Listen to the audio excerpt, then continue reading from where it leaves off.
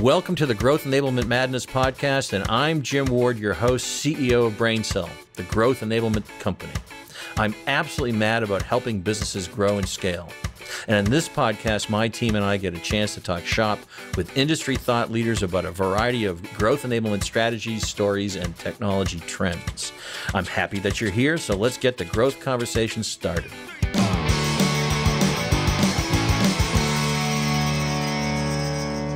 Welcome to the Growth Enablement Podcast. I'm Jim Ward, CEO of BrainSell. With me today, I have my co-host, Sarah Reed. Say hi, Sarah. Hey, Jim. That was better. And our producer, Brian Anderson. Hey, Brian. Hey, Jim. And welcome back to our guest, Tony Berry, who's our data guru, all things data, all things AI. Hi, Tony. Welcome back. Hey, Jim. Glad to be here. Tony, before we start, why don't you just tell the audience a little bit about yourself and your expertise and whatever you want to say.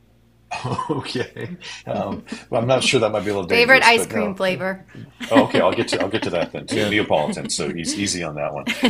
But yeah, I'm president of a company called Interloop, and we focus on all things data. So we're really helping organizations use data as an enabler for AI, which I know is our topic today. So I'm excited to talk about that and how we can address hopefully some of the questions associated with this crazy world of artificial intelligence. So that's a great segue to what our focus is today, and it's the AI agents are coming. Are you ready? Dun, dun, dun. Perfect. Great timing. So the AI agents are coming. Are you ready, folks in the audience? Everybody's talking about it, so we might as well dive right in and get to it. So key themes today in this podcast, we're going to talk about how you can prepare before embarking on an AI project, Tony, right? There's a lot of things to consider. Yeah. And we'll talk about that. I'm hearing a lot from Salesforce.com and Microsoft. Sounds like there's a fight brewing. Yeah, and specifically around this concept of agentic AI. It's hard to say. What is this? Is this the modern day King Kong versus Godzilla again? Or tell us a little bit more about what that is, Tony. Yeah, it definitely feels like that. I guess we should say maybe Salesforce is King Kong and Microsoft's Godzilla, so we can talk about who tends to win those fights. But yeah, a lot of hype out there, and you said it, Sarah. They're all now starting to fight over who came up with this idea of AI agents first. I think OpenAI with ChatGPT would say they were actually probably the ones that started all this, but there is a ton of hype out there on this concept of now using AI as these agents that start to do work on your behalf. So they literally are that little assistant that sits on your shoulder, starting to monitor all the things from your day-to-day activities to the things in the systems that you use. And it's starting to not only understand what it's seeing, but it's starting to make decisions and take action on it. So that's probably is it taking the actions that we want it to as it starts to help and assist us in our our day-to-day journeys as business people. Yeah, great. And so we've been in the CRM business for quite some time. Jim, much, much longer than I have been. Oh, that's it. And we're starting to see that some... was an insult. Never. But we're starting to see the potential of similar trends in terms of implementation failure and the risk of implementation failure without the planning ahead of time. So talk about that a little bit about that and the likelihood of failure with AI and how to mitigate that. Yeah, it's funny. Jim and I were catching up as we were kind of planning for this, and I have that gray hair too. So he and I both were, we hate to admit it, but we were back in the days before CRM was even called CRM. And what happened there, and it's just so deja vu, is the publishers would get out and they would hype that they had this magic bullet, this easy button that if you just bought their product and you implemented it, all success would follow.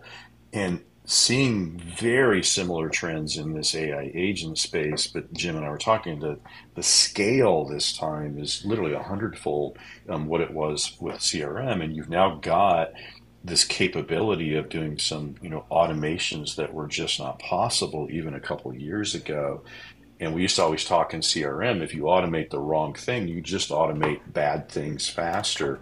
this goes, way beyond that. So if you don't do the right things up front, as you start to put these AI agents in place, you're going to get a lot of things that are going to start happening that may not be what you want to have happen. We probably all heard this idea of hallucinations that occur with AI. Well, AI agents, let's say it hallucinates, it thinks it needs to do something, and then it takes action. And then action was, well, you told me to delete a file. I thought you told me to delete all the files. So I just decided I'm going to delete everything on your computer. Those are the types of things that you've got to start to train these agents around. And that's not technology. That's people, that's process, that's data that you then put these tools on top of. So I hope we get into those three, because those are, for me, the critical things beyond buy my tool, whether it's Agentforce or Copilot or whatever the variety is that's out there right now. Right, and it's that trustworthiness of your data is what resonates with me every time we have these conversations, because we work with a lot of customers, right? And you don't necessarily think about even the consistency of the data within each of your systems, but the true success of the output from the AI relies on that. So talk a little bit about how companies can prepare even before they start to implement these AI tools. Yeah, I mean, Jim, we used to talk in the CRM space, it was people, process, and then the CRM technology. I would argue this has a new layer in it. So you've still got people, you've still got process. Now, Sarah, where you're going, that data, that organizational data is so critical now that it be understood, it be organized. And then these technology enablers, these AI agent builder can set on top of that. But the other interesting thing is the way you go about this is a little different, right? Because now you do have this very smart, intelligent engine that not only understands what we're asking it, but it can actually reason. So it can start just like us. It can figure out what a proper path is. And now it can actually decision on that data. Well, if you think about it, those decisions are typically going to be around processes that you want the agent to do on your behalf. Well, if you have a poorly designed process, you're going to get an automation of that poorly piece. And then the people aspect of it is different, because back in the old world, you would build a kind of a map or a rules engine, and you would say, if this happens, do this. If this happens, do that. Well, with these AI agents, it's different. You're literally teaching it or coaching it on what you want it to do and not do based upon the data that you put forward for it. So now that people aspect becomes really important. We probably all heard about prompt engineering and things like that. Well, now how do I, as an individual, teach my bot correctly in terms of what I want it to do? And that's all around the way you design. So we all have to go back to English school and remember how to do sentence formations, Right. Put all that stuff together. So there's a whole training and people aspect of it. But to me, that's the beauty of this too, is you do not have to be a developer anymore to be able to build this stuff. You don't have to be a deep CRM consultant or an AI consultant. You just need how to write really good instructions in terms of what you want the agent to do, and probably more importantly, what you don't want it to do. And that's where this becomes super powerful. And it is truly an assistant for you if done correctly. So, Tony, how do you recommend companies assess their readiness or their data infrastructure and identify gaps and weaknesses? Yeah, Joe, I know you and I have been kind of brainstorming on this. It's a little different. So it's a higher level effort. It's almost kind of like, OKRs or things like that, where you have to sit down now and look at, is my data in a proper place? Is it organized, and is it ready, and is it governed? Which is this idea of, hey, if I've got a bot that's doing some things in terms of some follow up on, let's say, sales activities, it doesn't need access to the financials in that case. So it should be locked out from that. So that's kind of that data governance exercise, so that you would put some KPIs around that in terms of, do I have it structured together? You then got to look at, do I have my processes designed? Are they the right quality? And then it would be the same thing around, do I have my people trained? So they're much more kind of organizational level, which I know you and I have been kind of talking, or those OKR level than the typical KPIs like you would do in the old days of, well, I just need to increase my leads by 10%. It's not that simple anymore. It's a higher level, gauge of how the organization is doing. Yeah, I don't want to take this in the wrong direction, but I know Mark Benioff of Salesforce.com. He makes a lot of promises out there in the marketplace. Do you feel as though they're accurate? Do you think is he selling snake oil? I got to be honest. I think he's overhyping, and he used the word magic describing this the other day. Us technologists all know this stuff's not magic. It's still work. You don't pick Microsoft or pick Salesforce and install Agentforce and all of a sudden you're immediately successful. I'd love if Mark wants to have a debate about that. I'd be happy. I've played with Agentforce and it's a good tool, but it didn't magically solve things for me when I installed it. I had to get to work and I had to figure out what those processes needed to be, what data it needed access to, how to secure it. I had to figure out where the data sources were. It didn't magically solve all that. And so, yeah, I just don't agree with his hype. Well, I think he gets ahead of himself. Mark, I'm sorry.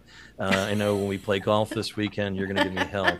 And we have lunch on Saturday and Sundays. Anyway, so that's another story. But I think he gets ahead of himself because it may feel like magic once the work is done. It's done. You hit it on the head, Jim. But there's work to be done to get it to that point. It's funny. One of my colleagues that I've been associated with for many years, decades, Larry Augustin, who it was a part of Sugar, and I've been a part of the Sugar family for some time as a reseller. But he writes here, which I thought was interesting. He's an angel investor now. He's, of course, an entrepreneur and an advisor to technology companies.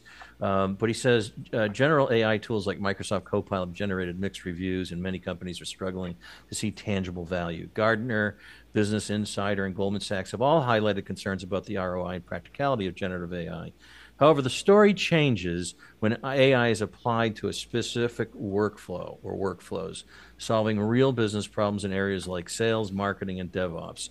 The key is to focus on the problem, not the technology. Yep. AI is just one of many tools to help us get things done.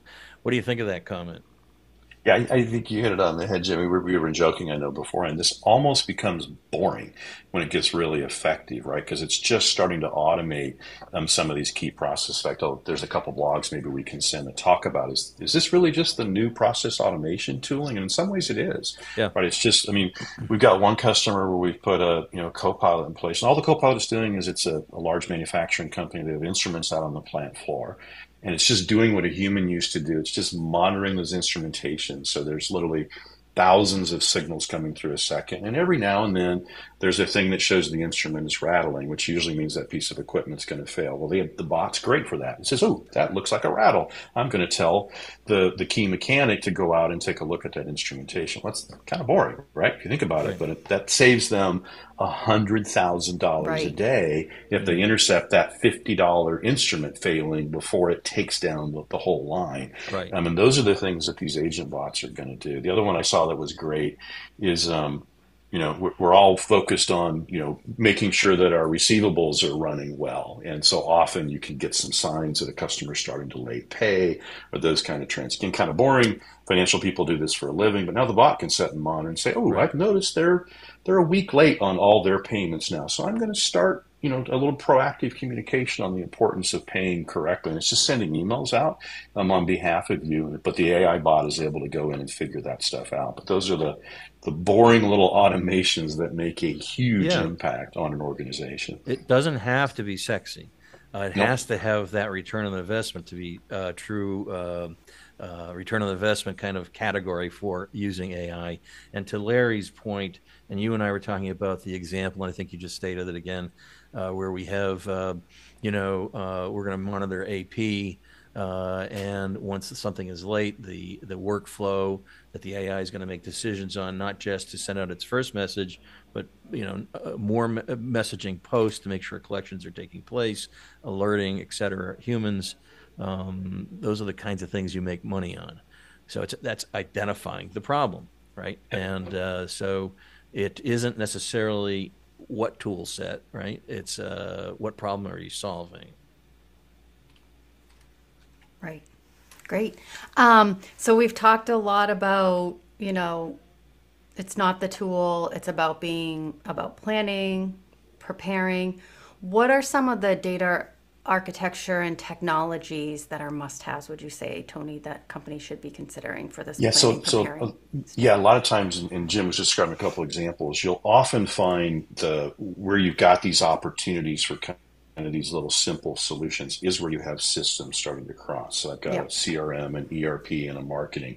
Well, those systems often you don't have the data all in one place. And so this is where it does seem like all the tool vendors are talking about this idea of a modern data platform, which is what we do. But it's getting all that data back into one place and then organizing it in the way that these AI, you may have heard the term generative AI, the way these generative AI engines work, which is you flatten a lot of the data and you give it a lot of data. And then it can start to reason and decision on top of that. So getting that data pulled together starts to let you see those transition points.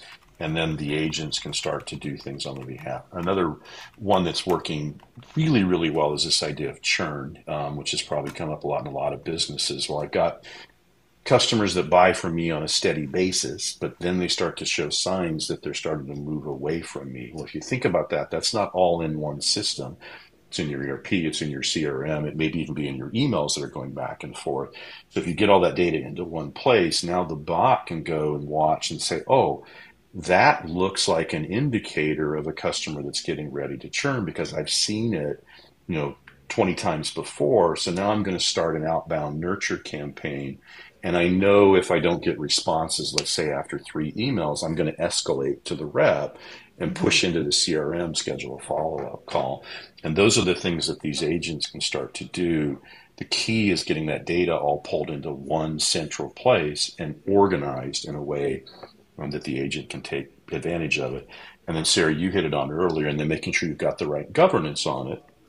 These AI algorithms are incented to get an answer, to make a decision to the point where they will make it up if you don't ground them and put containers around it. So that's what you would do in the data too, is say, hey, you can only go this far. You can't dip into the financials and pull back information on this customer, but you can go look at their order rate, frequency, let's say, things like that. But you tell it what it can't do and what it doesn't have access to. And that's that governance in the data layer that's often forgotten about.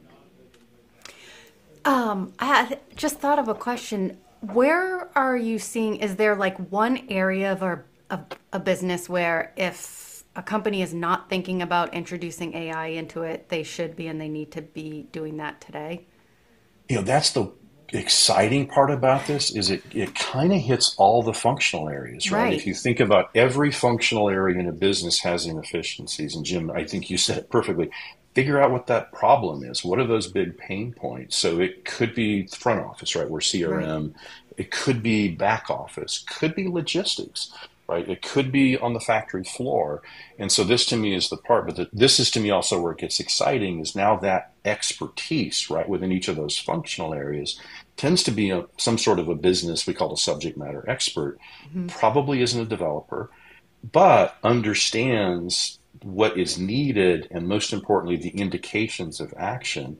So that factory I was telling you about, that was not a developer. That was the factory floor manager who understood after the failure that, hey, that machine showed that rattling about 4 hours before it failed. And he could teach, and so he ended up teaching the bot. Here's what I look for. Here's what I read. But he can't sit and watch 1,000 signals coming in every minute. But he taught the bot to do that. And a developer can't do that, right? Developer doesn't have that domain Right. knowledge. So Right. that's the exciting part is you can now take that out into each of these functional areas, and they can start to now train that assistant, which is the really, really cool part. But Jim, you hit on the head. If you don't define the problem right and the solution to the problem, you're going to fail. Just by definition, you're going to fail. So, as I think about it, you're right. It's the developer or the person who has the engineering mindset is the one that does the implementation or the action, but it's others like business analysts, et cetera. And how we look at this, we really want to be, as BrainSell, we want to be a Sherpa or a guide for our clients to help them find where to apply AI for to benefit the company to scale and become more profitable, or Yep. both. And we look at the market very uniquely. We see our market is probably, if you're in the $10 million to $500 million range is where we can do the most for you, because a lot of the companies that may be larger have resources, but it's those companies that just don't have the resources to do this. They need a guide. Without that guide, I think they're going to be flailing, almost drowning, to figure out how to make this work. So that's our focus. We're going to be leaning into this with our upcoming podcasts, and also educating the market, helping our clients with this stuff. And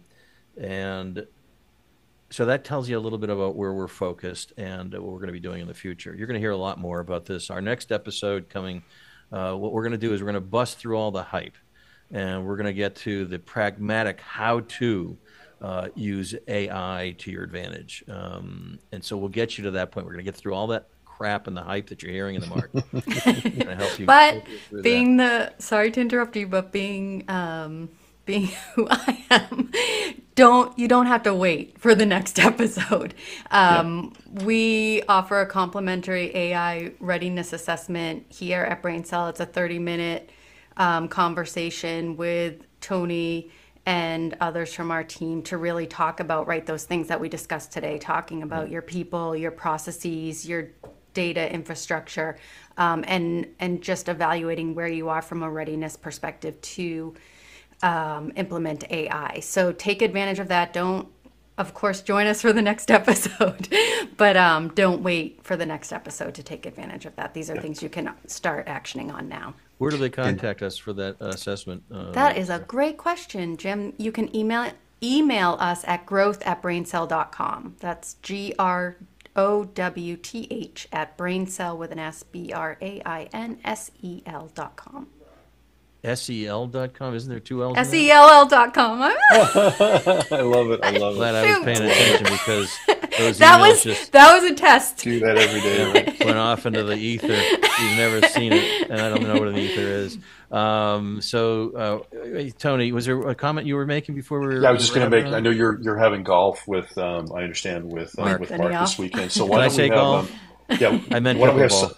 Okay, well, pickleball. Then we can have Satya and maybe Sergey from Google join, and you can kind of teach all these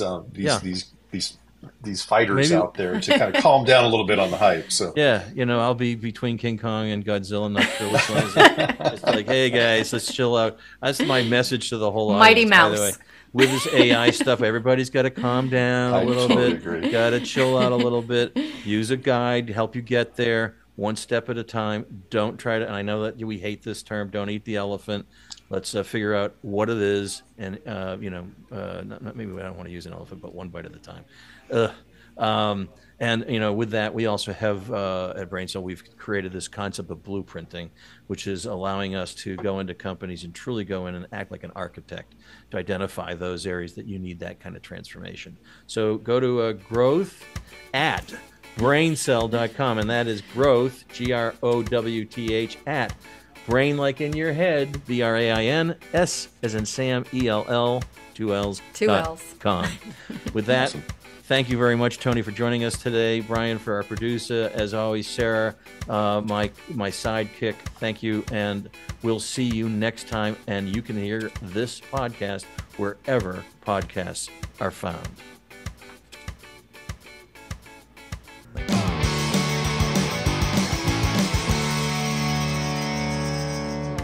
Thank you for listening to this episode of Growth Enablement Madness Podcast. I also want to thank Divinio Podcast for this episode's production and distribution. Finally, thank you to Sam Ward for our musical introduction and outro. Be sure to check out all of our episodes wherever you listen to your podcasts, including Spotify, Apple Podcasts, Google Podcasts, and more. New episodes are available monthly and cover all important topics for growing and scaling your business. Until next time, this is Jim Ward signing off. Let's grow.